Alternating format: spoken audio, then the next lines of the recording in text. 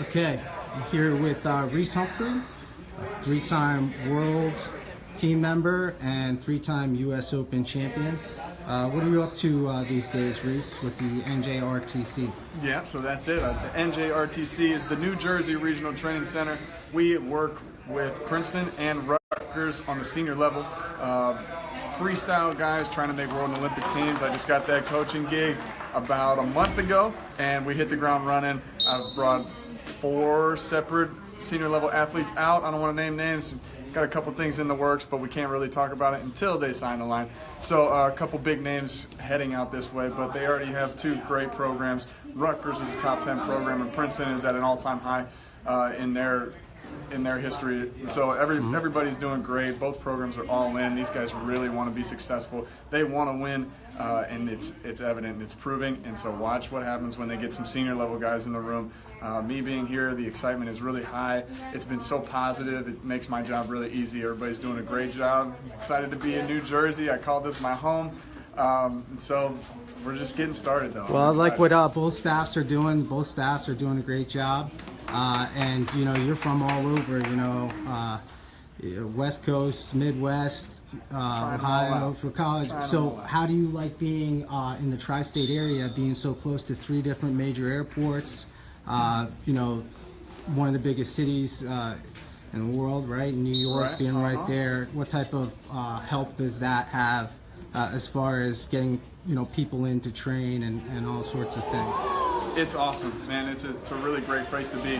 I was out in California. It's a big city, and the more places I move around from Midwest to West Coast to East Coast, I'm realizing I'm a city guy, or at least I want to have that accessible to me. And that's what you get in New Jersey at this Princeton and Rutgers location. They're about 25 minutes apart. I live right in the middle, so it's 15 minutes to both. It's a really ideal situation. You get funding from both programs, you get the athletes from both programs, and the senior level guys get to compete and practice with both. And we have the funding to bring guys in, so it's a really, really awesome situation. Once I visited and saw the backing, and I saw the intensity, and I saw how bad these guys wanted this to be successful, it made my job really easy. It made my choice and decision, and I'm hoping that these senior level guys have the same feeling, and I think that they do. Most of the guys that we were looking at were just coming out to be nice guys and not really interested. After they left, it was very, very hard for any of them to say no, and some of them have said tentative yeses. I think it's very cool. Continued. Very cool how both programs are able to work together. I think there's only one other program that's doing that, and when at first a lot of people wanted to see what would happen. So we'll be keeping our eyes on NJRTC and what you're doing over there, and watching the world level guys and both programs on the college level. Reece, just if you can, tell us a little bit about your recruiting journey, and in the beginning, what did you think when it started versus what did you learn in the end? Okay, so I was very highly recruited. I was a national champion coming out of high school a couple times, and 3-time state champ, so I had a lot of calls and this and that, and back then they would just ring your phone all day, and it was like I wanted to get it done, so I signed the very first day that I could, which was a great decision. I chose Ohio State. The other 2 that were really in the running were Michigan, believe it or not, and Oklahoma. And the things that I was looking for were workout partners was number 1. A coaching staff that's invested.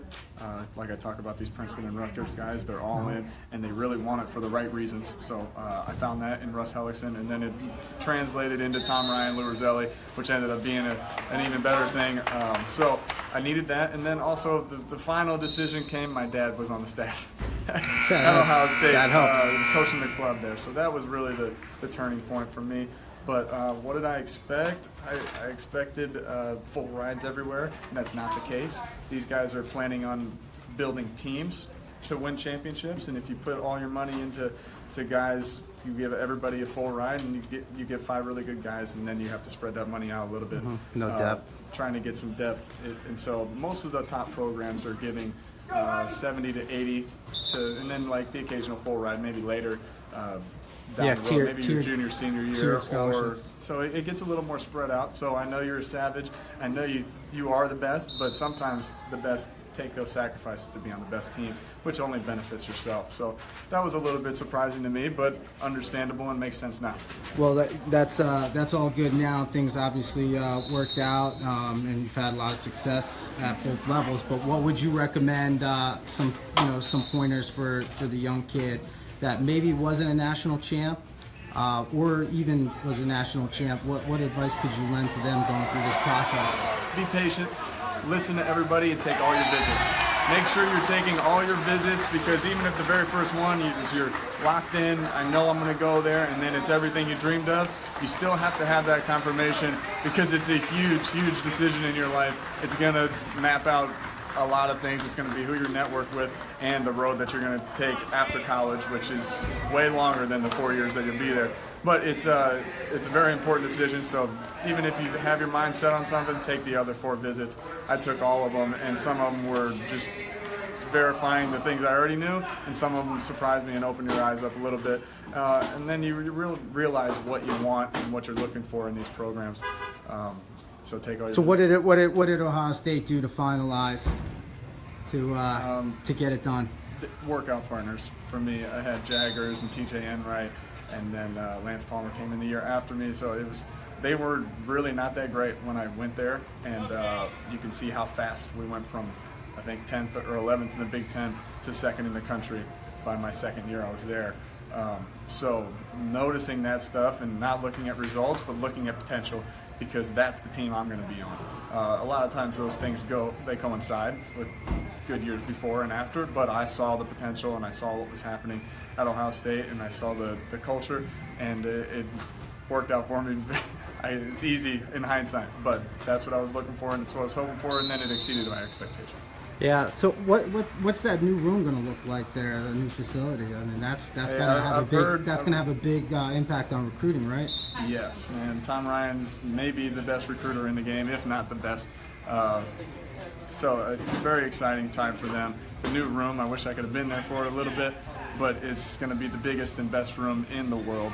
And I think Tom is doing a great job. He's the best fundraiser and the recruiter and the great dude. So I think they're gonna be okay for the years to come. All right. Well, we appreciate you taking the time, and we'll definitely keep our eyes on the NJRTC and keep up all the good work. Yes. All right. It's going to be fun to watch. Thanks, Reece. Yep. Thank you.